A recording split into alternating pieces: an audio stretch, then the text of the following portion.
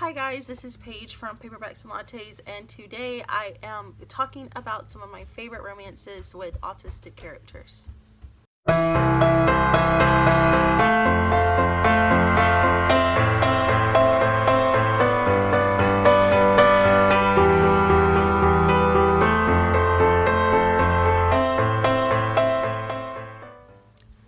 So this is a trope that I really have been enjoying lately. These are some romance books that I have read with autistic characters, people on the autism spectrum, and they are just so delightful. They're really heartwarming reads, and they are really just wonderful. I love them, and I really have been wanting to recommend these, so I'm going to go ahead and recommend them to you today. So, of course, the most well-known, I'm sure everybody has heard of these, but I have to include them on the list. The most well-known books with autistic characters would be the Kiss Quotient by Helen Hong and the Lattes by Helen Hong. And I'm so looking forward to the third book that she has coming out in the series. But the Kiss Quotient is about a girl named Stella, and she has a pretty good life. She is very intelligent. She has an amazing job, but her parents are wanting her to settle down with somebody and get married, and that is the part of her life that she struggles with, is relationships, because she is on the autism spectrum. And so she enlists the help of Michael, and he is a male escort, and he works through this app where people can hire him for a night, and so she picks him, and he begins teaching her about, things, physical things, and how to, be with a man. And along the way, they fall in love, and this is their love story, and it is amazing. I love Stella and Michael so much. And the second book in that series is The Bride Test, and this revolves around Kai and Esme. Esme is a girl living in, I think it's Korea. I can't remember what country it was, but she is, she has this job as a maid, and she lives with her mother and her daughter. She has a little girl, and she meets this lady while she's working. I think it's at a hotel she works, and the lady asks her if she wants to come back to America and be a bride for her son. And so she does that because she is trying to make a better life for her daughter. She comes back to America and lives with Kai, which is the lady's son, and he is on the autism spectrum, and it just kind of disrupts his perfectly scheduled life. People on the autism spectrum usually like to have a schedule and a strict routine, and she kind of disrupts his life, but and he thinks he's incapable of feeling love.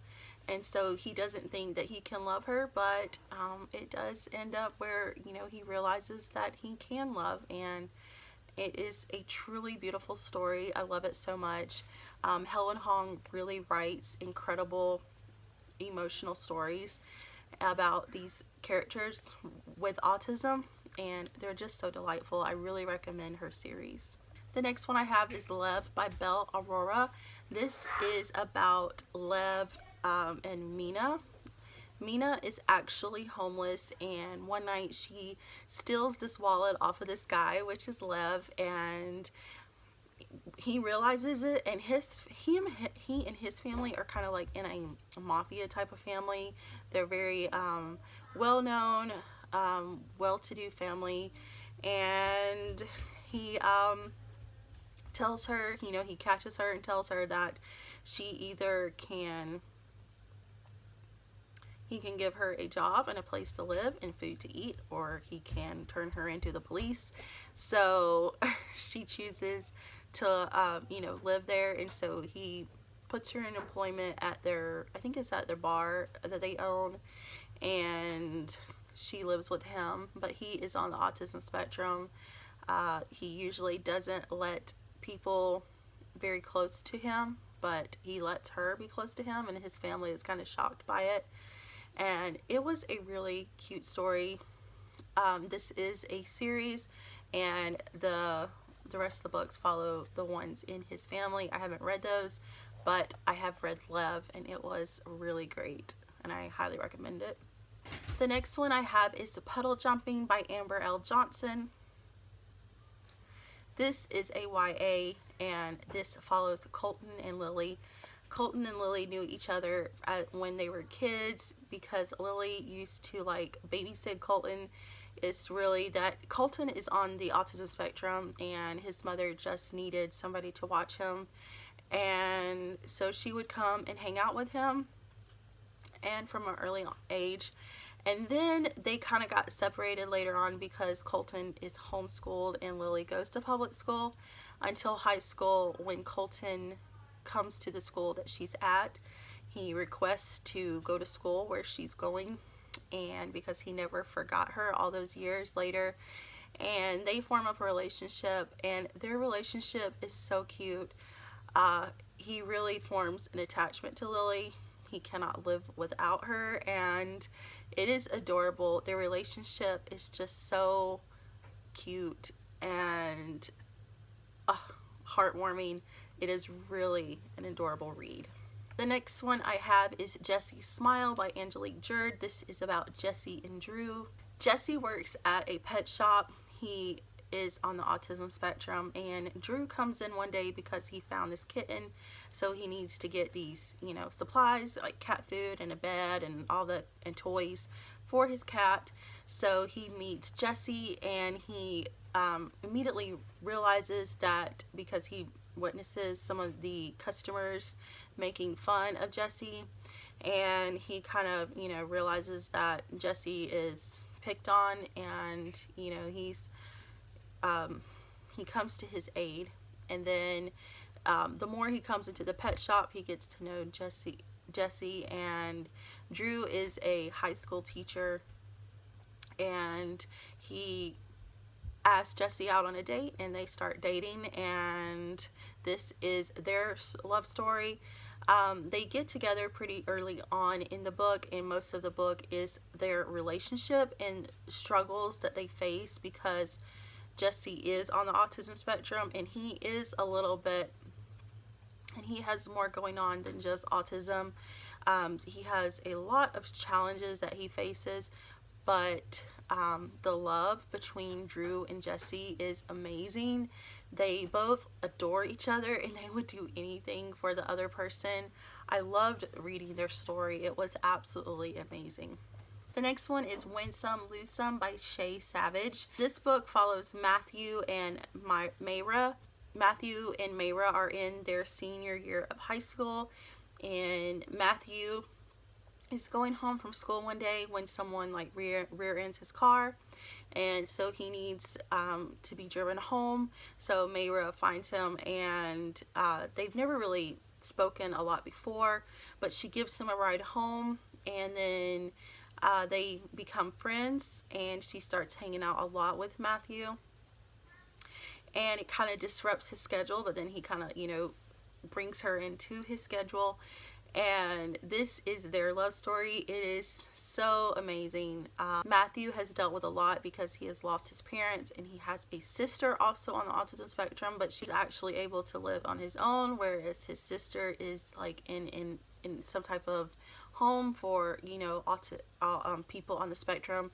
So he has had to deal with a lot in his life, but he falls in love with Mayra, and their love story is just amazing. He has challenges he has to face every day, just, you know, that average people don't have to think about. And these people on the autism spectrum have so much more challenges to face, but they are really good people. They're highly intelligent. They have hearts of gold, and I loved reading Matthew and Mayra's story. The next ones I have are in the Hades Hangman series by Tilly Cole, but I had to include it because the third book and I think it's the eighth or ninth book in the series revolves around one of the guys in the motorcycle club. His name is Flame, and his love interest is Maddie. Flame is on the autism spectrum, and he was this is more of a dark story, but he was highly abused as a little boy growing up. His dad mistreated him so badly. You know, he beat him, he raped him, and he had to live in the basement.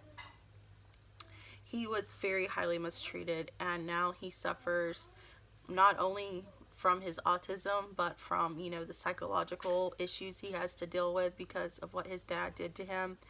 And he is in this motorcycle club, and he meets Maddie, who was rescued from this cult, and they form an attachment pretty early on, and Flame cannot live without Maddie, and Maddie is like his salvation. Their love story is amazing.